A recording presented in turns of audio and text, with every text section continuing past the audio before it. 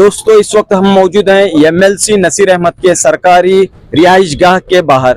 यहाँ पर कसीर तादाद में लोग जमा हुए हैं, नसीर अहमद के फॉलोअर्स जमा हुए हैं और गम और गुस्से का इजहार कर रहे हैं कि कांग्रेस हुकूमत ने आखिर ऐसा फैसला क्यों लिया है। इस पर सवालात उठाए जा रहे हैं। चलिए चंद लोगों से बात करते हैं। बताइए साहब, कहाँ से आप आए? सर मेरा नाम शेख मुफीदुल्लाह है, कोलार से हूँ, कांग्रेस का सोशल वर्कर हूँ सिंस फ्रॉम 40 ईयर्स। मगर जब से हम लोग ये साहब को जानते हैं, ये साहब छोटे मोटी हस्ती नहीं है, ये डिस्ट्रिक्ट लेवल लीडर नहीं है, ये स्टेट लेवल लीडर है। इसके मुंह में हाथ डालना गोया कि कांग्रेस अपने बिखार से नीचे उतर जाने के बराबर है।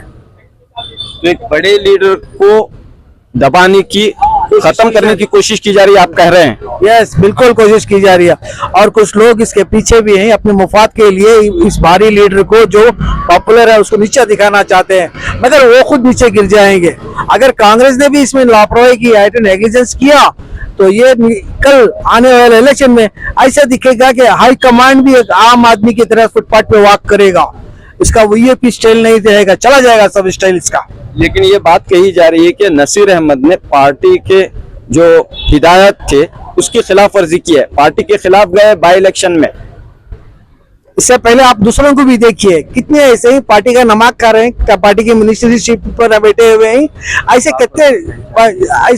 कितने आदमी हैं जो बागलकोट का भी इंचार्ज है तो वहां भी जाकर काम कर रहे हैं, दूसरे कितने एमएलसी को भी जिताए हैं।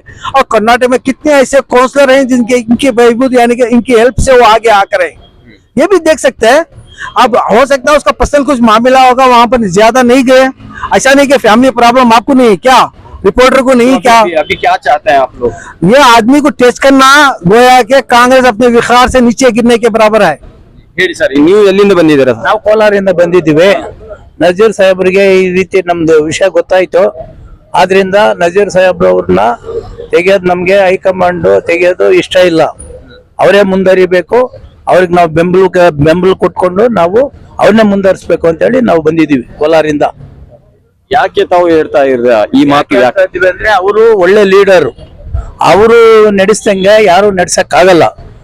ಹಿಂದೂ ಮುಸ್ಲಿಮ್ಸ್ ಎಲ್ಲ ಸೇರಿಸಿ ಅವರು ಲೀಡರ್ಶಿಪ್ ನಡೆಸ್ತಾ ಇರೋದು, ಆದ್ರಿಂದ ನಾವು ಹಿಂದೂಗಳು ಮುಸ್ಲಿಮ್ಸ್ ಎಲ್ಲ ಒಂದೇ ಅಂತ ಹೇಳ್ಬಿಟ್ಟು ನಾವು ಬಂದು ಅವ್ರಿಗೆ ಬೆಂಬಲ ಕೊಡ್ತಾ ಇದ್ದೀವಿ।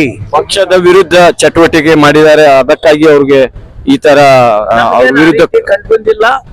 ಆ ರೀತಿ ಪಕ್ಷಕ್ಕೆ ಇದ್ ಮಾಡಿದ್ದಾರೆ ನಮ್ಗೆ ಕಂಡುಬಂದಿಲ್ಲ, ಆ ರೀತಿ ಮಾಡೋದು ಇಲ್ಲ ಅವರು। ಆದ್ರೆ ಏನು ಕಾರಣಾಂತರ ಏನಾಗಿದೆ ಗೊತ್ತಿಲ್ಲ ನಮ್ಗೆ, ಆದ್ರೆ ನಮ್ಗೆ ಅವರೇ ಲೀಡರ್ ಆಗಿರ್ಬೇಕು ಅಂತ ನಮ್ಮ ಉದ್ದೇಶ। ಪಕ್ಷಕ್ಕೆ ವಿರೋಧ ಚಟುವಟಿಕೆ ಮಾಡಿದ್ದಾರೆ ಅಂತ ಹೇಳ್ತಾ ಇದಾರಲ್ವಾ, ಅದನ್ನ ಹೇಳ್ತಾ ಇರೋರು ಯಾರು ಹೇಳಿ? ಸಲೀಂ ಅಹಮದ್ ಅವರು। ಸಲೀಂ ಅಹಮದ್ ಅವರು ಮತ್ತೆ ಅವರು ಇನ್ನೊಬ್ರು 1989ರಿಂದ ನಸೀರ್ ಅಹಮದ್ ಅವ್ರನ್ನ ಎಗನೆಸ್ಟ್ ಮಾಡ್ಕೊಂಡೇ ಬಂದಿರೋರು। ಅವ್ರ ಮಾತನ್ನ ನಂಬಿಕೊಂಡು ಹೈಕಮಾಂಡ್ ಅವರು ಈ ತೀರ್ಮಾನ ತಗೊಳ್ಳೋದು ಬಹಳ ತಪ್ಪು। ಅವರು ಪರ್ಸನಲ್ ಗಿಡ್ಜಸ್ ಇಂದ ಈ ವಿಷಯನ ಜಾಸ್ತಿ ಮಾಡ್ತಾ ಇದ್ದಾರೆ। ನಿಮ್ಗೆ ನೀವು ಪ್ರೆಸ್ ಅವ್ರಿಗೆ ಎಲ್ಲರಿಗೂ ಗೊತ್ತಿರ್ಬೇಕು, ಬಾಗಲಕೋಟಲ್ಲಿ 20 ದಿವಸ ಅವರು ಇದು ಮಾಡಿದ್ದಾರೆ, ಸೊ ಕ್ಯಾನ್ವಾಸ್ ಮಾಡಿದ್ದಾರೆ, ಪ್ರತಿಯೊಂದು ಗ್ರೂಪ್ಸ್ ನ ಎಲ್ಲಾರನ್ನು ಕರೆಕ್ಟ್ ಮಾಡಿ ಕೆಲಸ ಮಾಡಿದ್ದಾರೆ। ನೀವು ದಾವಣಗೆರೆಗೆ ಬರ್ಲಿಲ್ಲ ಅನ್ನೋದು ಮಾತೇನಿದೆ?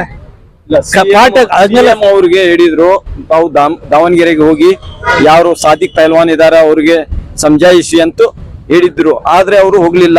ಆ ಕಾರಣಕ್ಕಾಗಿ ಇವರು ಈ ಆಕ್ಷನ್ ತಗೋತಾ ಇದ್ದಾರೆ ಅಂತ ನೀವ್ ಅನ್ಕೊಂಡಿದ್ದೀರಿ? ನಿಮ್ ಮುಂದೆ ಹೇಳಿದ್ರ, ನಮ್ಮ ಮುಂದೆ ಹೇಳಿದ್ರ? ನಾವ್ ಅನ್ಕೊಳ್ತೀವಿ ಹಂಗಲ್ಲ। ಅಲ್ಲಲ್ಲ, ಯಾಕೆ ಹೇಳ್ತೀನಿ ಪಾಯಿಂಟ್ ಅಂದ್ರೆ, ನಮ್ಮ ಕೋಲಾರ ಕಾನ್ಸ್ಟಿಟ್ಯೂನ್ಸಿಗೆ ಸಿದ್ದರಾಮಯ್ಯ ಸಾಹೇಬ್ರು ಬರ್ತಾರೆ ಅಂದ್ರೆ 2 ತಿಂಗಳು ಬೆಳಿಗ್ಗೆ 5 ಗಂಟೆಗೆ ಎದ್ದು ರಾತ್ರಿ 12 ಗಂಟೆವರೆಗೂ ಕೆಲಸ ಮಾಡಿರ್ತಕ್ಕಂತ ವ್ಯಕ್ತಿ, ಅವ್ರು ಹೇಳಿದ್ರೆ ದಾವಣಗೆರೆಗೆ ಹೋಗಿ ನೀನು ಕ್ಯಾನ್ವಾಸ್ ಮಾಡೋಗು ಅಂದ್ರೆ ನಾನು ಮಾಡಲ್ಲ ಅಂತಾರ?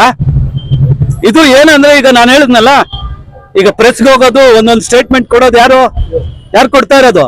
ವಿರೋಧ ಯಾರು? ಸಲೀಂ ಅಹಮದ್ ಅವರು। ಸಲೀಂ ಅಹಮದ್ ಅವರು ಇವತ್ತಿಂದ ಅಲ್ಲ ಎಗನೆಸ್ಟ್ ನಮ್ಮ ಸಾಹೇಬ್ರಿಗೆ, 1989 ಇಂದ ಎಗನೆಸ್ಟ್। ಅದ್ರ ಬಗ್ಗೆನೇ ಯೋಚನೆ ಮಾಡಬೇಕು। ಇವತ್ತು ಎಲ್ಲರೂ ತಾವು ಜಮೀರ್ ಅಹಮದ್ ಖಾನ್ ಅವರು ಬರ್ತಾರ ಅಂತ ಇಲ್ಲಿ ವೇಟ್ ಮಾಡ್ತಾ ಇದ್ದೀರಾ, ಮತ್ತು ಬರ್ತಾರೆ ಅಂತ ನಜೀರ್ ಅಹಮದ್ ಸಾಹೇಬ್ರು ಬರ್ತಾ ಇದ್ದಾರೆ, ವೇಟ್ ಮಾಡ್ತಾ ಇದ್ದೀರಿ। ಅವರು ಬರ್ಬೋದು, ಬಂದ್ಮೇಲೆ ಅವ್ರಿಗೆ ವಿಷಯ ತಿಳ್ಕೊಂಡು ಮಾತಾಡ್ಕೊಂಡು ನಾವೆಲ್ಲ ಹೋಗ್ತೀವಿ।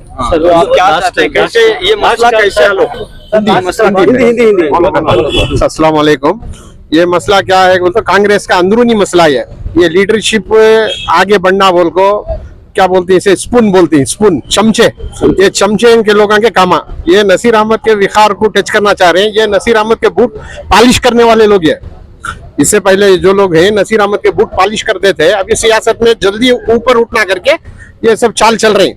अगर ऐसा कर्नाटक में ये लोग करते रहे तो जो मोदी बोले कि कांग्रेस मुक्त भारत, ये होना कोई बड़ी बात नहीं है कि कांग्रेस मुक्त कर्नाटक हो जाएगा, इसमें कोई डाउट नहीं है। ये लोग अपने भी पांव पे कुड़ाड़ी मार रहे हैं।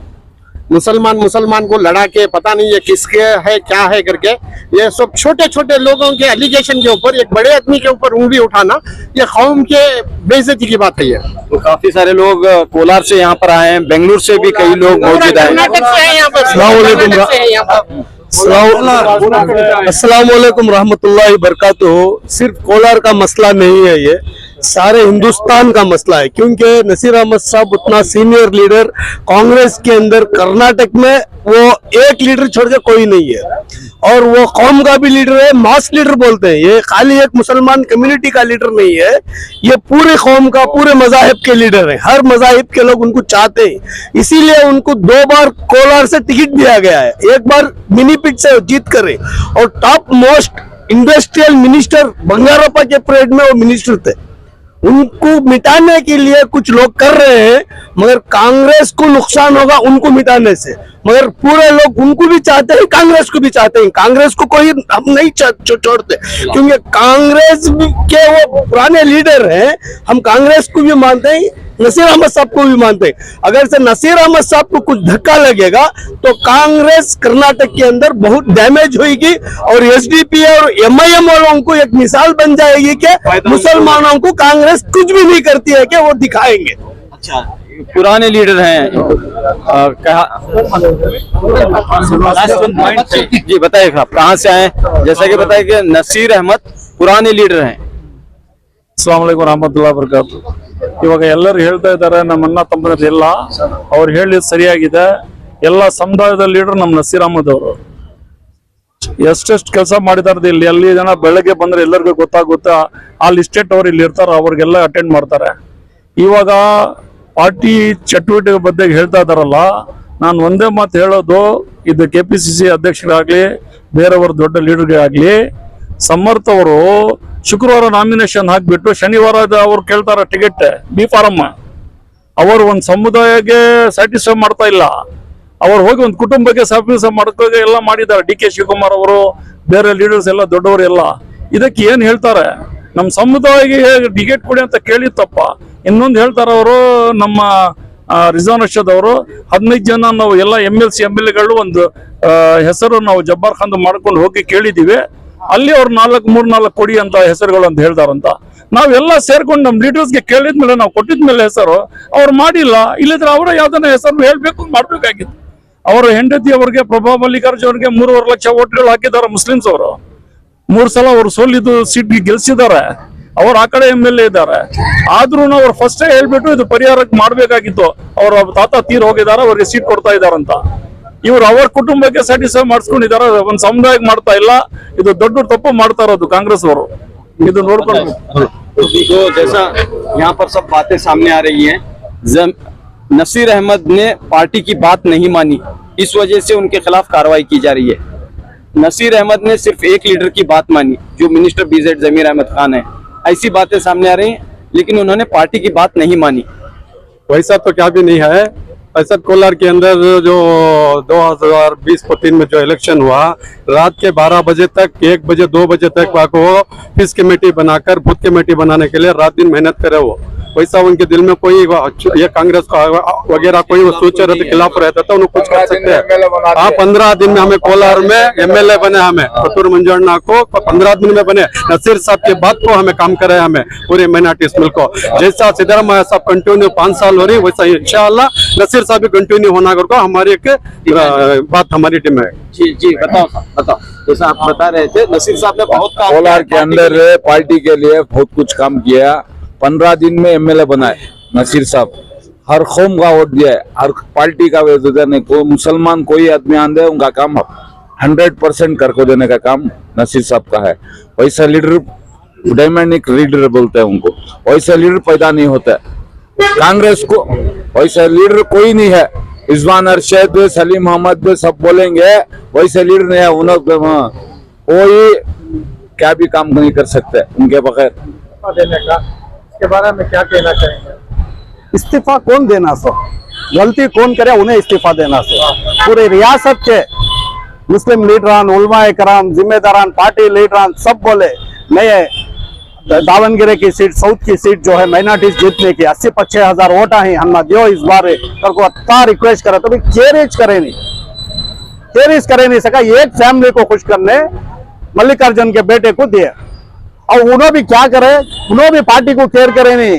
पार्टी इनको बी फॉर्म देने से पहले उन्होंने जाको बी फॉर्म जो है नॉमिनेशन डाल डाले, उन्होंने किसे कुछ को डाले नॉमिनेशन से, कैसा उन्होंने पार्टी छोड़ के जाको नॉमिनेशन डाल सकते जबकि पार्टी उनको इजाजत ही नहीं दी थी। उनके ऊपर क्या भी एक्शन नहीं की खाली माइनॉरिटीज के ऊपर एक्शन है कि आइंदा कौन भी सीट पूछना नहीं, हमारी लीडरशिप बढ़ेंगे करके जमीर साहब पूछे सो तकसीर है, हमारे नसीर साहब माइनॉरिटीज के वास्ते जो लड़े उन्होंने वो तकसीर है। उसके बाद इनको बागलकोट की जिम्मेदारी दिया, इन्होंने जाको इनकी जिम्मेदारी निभा को है, वहाँ बहुत अच्छा परफॉर्मेंस हो पाए वहाँ तो आपको भी इनके ऊपर इल्जाम। हाँ वो संभव है हमारा सवाल, अगर ऐसा पार्टी क्या तो भी गलत फैसले लिया इसकी वजह से क्या तो भी जो है माइनॉरिटी के सीनियर लीडर्स पूरे कर्नाटका घूम को आज कर्नाटका के अंदर जमीर साहब, नसीर साहब जो है मिलको जो है इनकी जोड़ी जाको पूरे रियासत में घूम को जो है कांग्रेस को जिता को है। आज उनको क्या तो भी जो है रिजिग्नेशन देने का पड़ेगा तो कांग्रेस को बहुत बड़ा डैमेज होता है। कांग्रेस बहुत सोच समझ को कदम उठाना ठीक है, तो हमें सब कांग्रेस पार्टी के बहुत अफसोस हो रहा। अगर ऐसे गलत फैसले होते रहे तो जो दूसरे रियासत हमें सब जगह, सिर्फ 2 स्टेट में आज कांग्रेस है, बस पूरे मुल्क के अंदर सिर्फ 2 स्टेट में आज हमें कांग्रेस को कर्नाटक में बचाना बहुत जरूरी है। मैं कांग्रेस के जिम्मेदार लीडरान से गुजारिश करता हूँ सोच समझ कर फैसला लीजिए ताकि पार्टी मजबूत हो।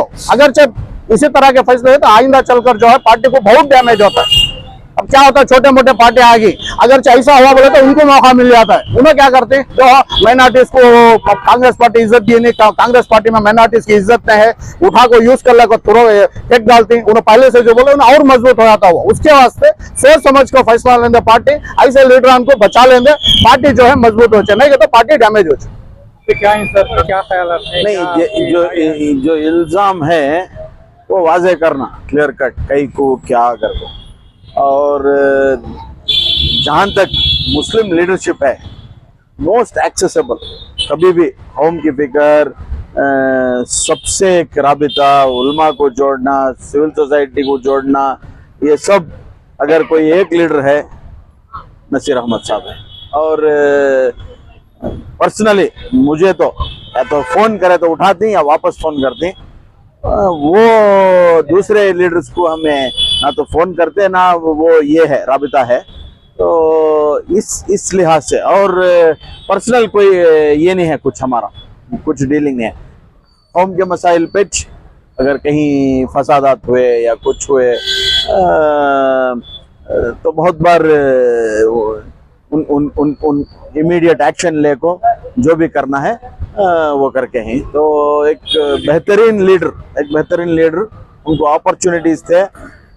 मैं चाहता था कि उन्होंने एमपी इलेक्शन भी खड़ी है, बट किसी वजह से दूसरों को मिली, ठीक है, नो प्रॉब्लम। इतने पावरफुल लीडर को भी कांग्रेस नाराजगी गुजारी है, इसकी वजह क्या?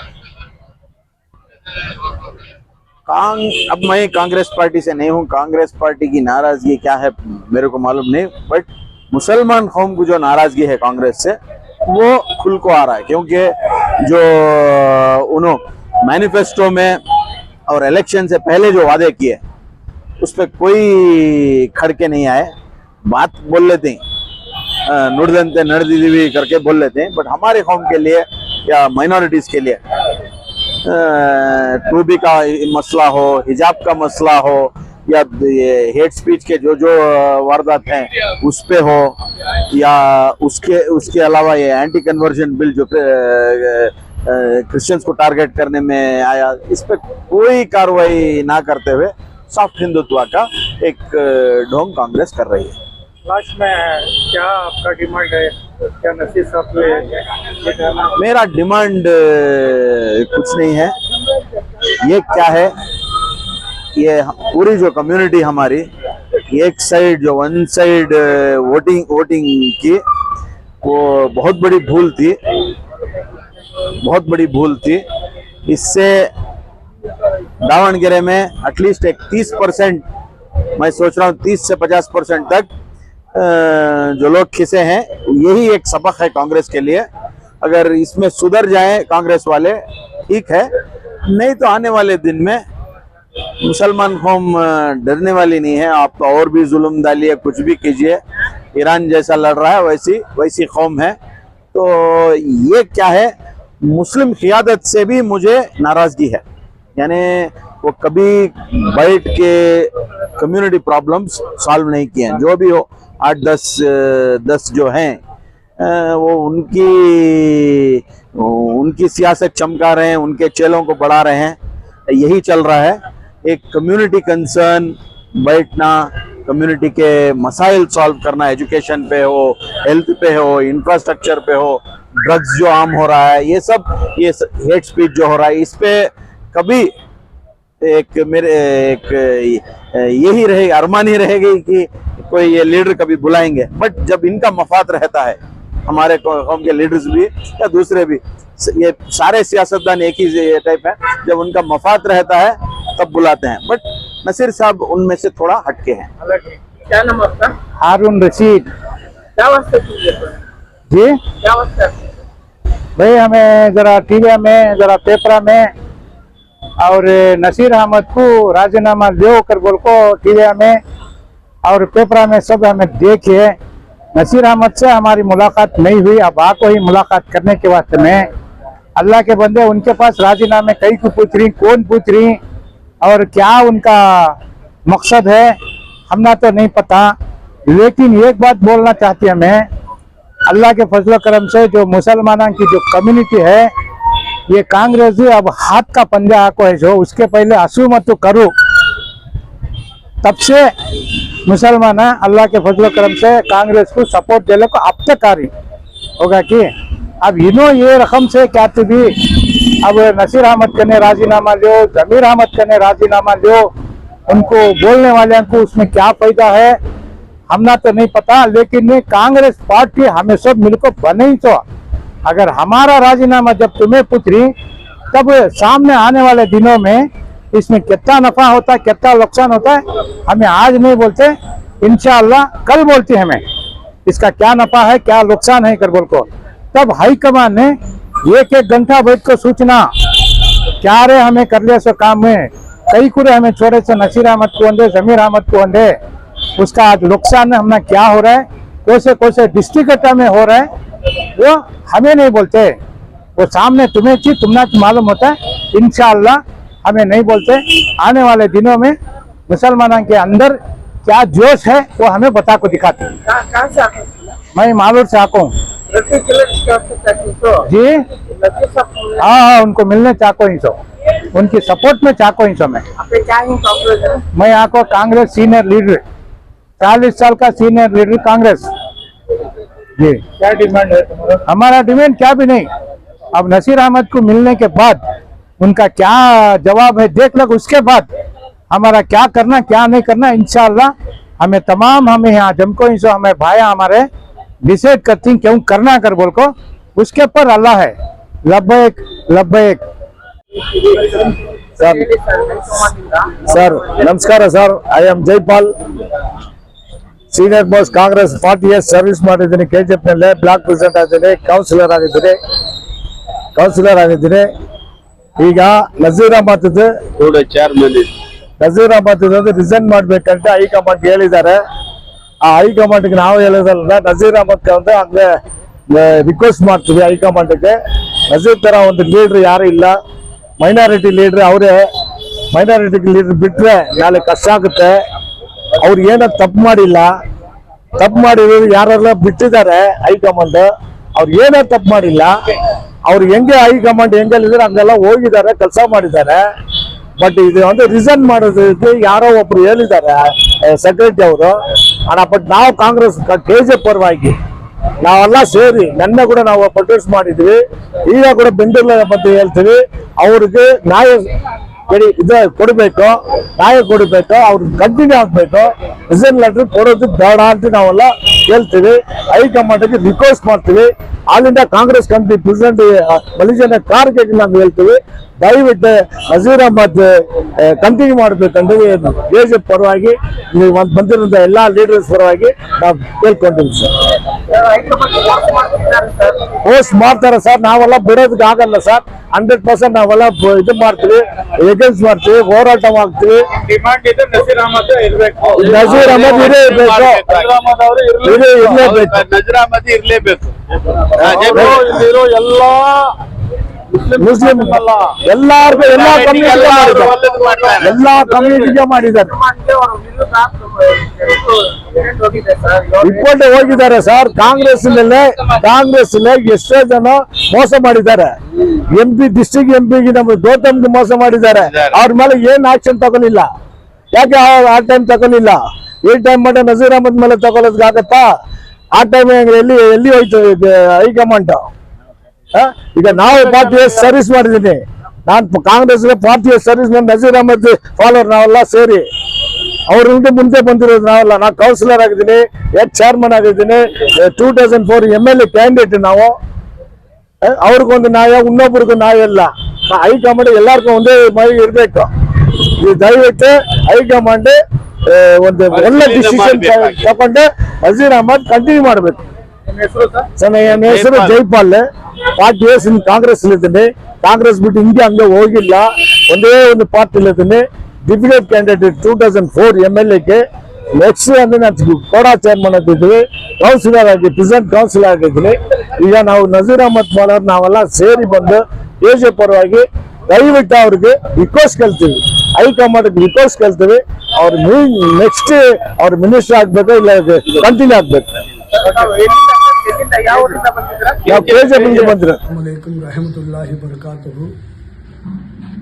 मैं हाजी साहब अब्दुल सत्तार दंडीन, माजी x block president Bagalkot city main Congress और 2 बार कारपोरेटर रहकर कांग्रेस में पार्टी में काम किया हूं।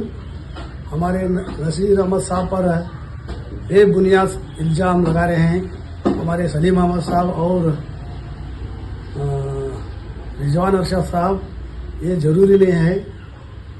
वो नसीर अहमद साहब जो 15 दिन से बागलकोट असेंबली में बहुत मेहनत करे हैं, रात दिन मिलकर 12 बजे तक रात में, सुबह में 7 बजे से काम शुरू कर रहे थे और देहात में गए हैं, सब भी जमात वाले मिले हैं।